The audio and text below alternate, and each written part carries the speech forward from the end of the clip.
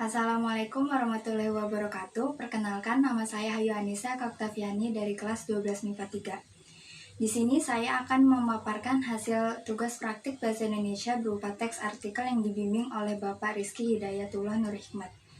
Nasib para petani di tengah pandemi. Sektor pertanian menjadi salah satu sektor yang berkontribusi paling besar terhadap perekonomian di Indonesia. BPS mencatat pada tahun ini sektor pertanian tumbuh 1,70% dan berkontribusi besar kepada perekonomian Indonesia. Walaupun sektor pertanian tahun ini mengalami pertumbuhan, tetapi saat awal terjadinya pandemi, sektor pertanian juga mengalami penurunan. Keberhasilan sektor pertanian yang terjadi ini harus diapresiasi. Di saat sektor lain mengalami penurunan atau bahkan lumpuh, sektor pertanian berhasil mengalami pertumbuhan walaupun hanya sedikit peningkatan.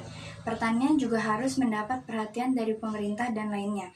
Tidak hanya fokus kepada hasil pertaniannya saja, tetapi juga harus fokus kepada kesejahteraan para petani. Karena mirisnya petani menjadi kelompok yang paling rentan. BPS menemukan mayoritas kelompok rumah tangga miskin menurut sumber penghasilan utama berasal dari kelompok pertanian, yakni 46,3%. Karena di saat pandemi seperti ini banyak hal yang membuat turunnya komoditi pertanian. Berikut ini ada beberapa faktor pemicu turunnya komoditi pertanian di Indonesia, yaitu yang pertama, ada pembatasan transportasi atau PSBB. Pembatasan transportasi ini berimbas kepada terhambatnya proses distribusi dari daerah satu ke daerah yang lainnya. Yang kedua adalah PHK massal. Pandemi menyebabkan banyaknya terjadinya PHK massal yang membuat menurunnya daya beli masyarakat. Hal tersebut berimbas kepada permintaan pasar yang juga menurun dan membuat komoditas pertanian semakin tertekan.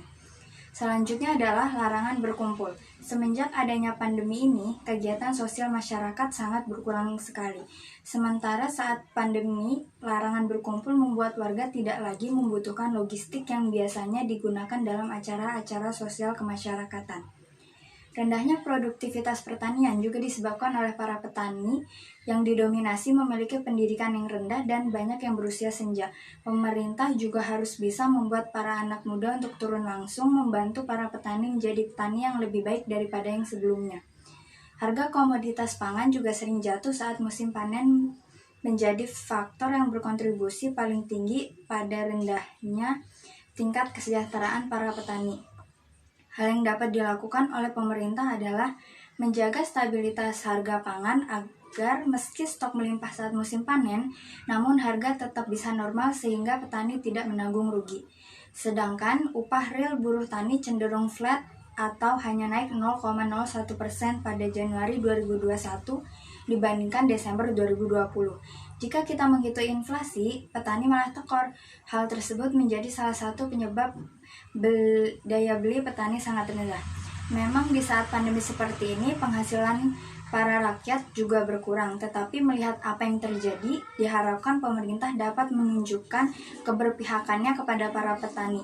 Pemerintah harus bisa menjaga harga beli produk petani, terutama pada periode musim panen. Dan kebijakan pengendalian inflasi tidak hanya berfokus pada konsumen, tetapi tetap memperhatikan keberpihakannya kepada para petani. Ada hal lain juga yang dapat pemerintah lakukan untuk meningkatkan keberhasilan sektor pertanian, yaitu pemerintah bisa mengadakan penyuluhan terhadap petani untuk memberitahu bagaimana cara bertani yang lebih baik dan memberitahukan cara untuk menggunakan media sosial, di mana dari sanalah petani juga bisa mendapatkan informasi tentang pertanian. Di tengah pandemi seperti ini, pemerintah harus adil terhadap seluruh rakyatnya. Pemerintah juga harus bisa memikirkan kesejahteraan para petani, karena para petanilah yang memasok kebutuhan pangan kita selama ini. Dan sektor pertanian juga salah satu penyumbang pendapatan paling besar terhadap perekonomian di Indonesia. Sekian dari saya, terima kasih. Wassalamualaikum warahmatullahi wabarakatuh.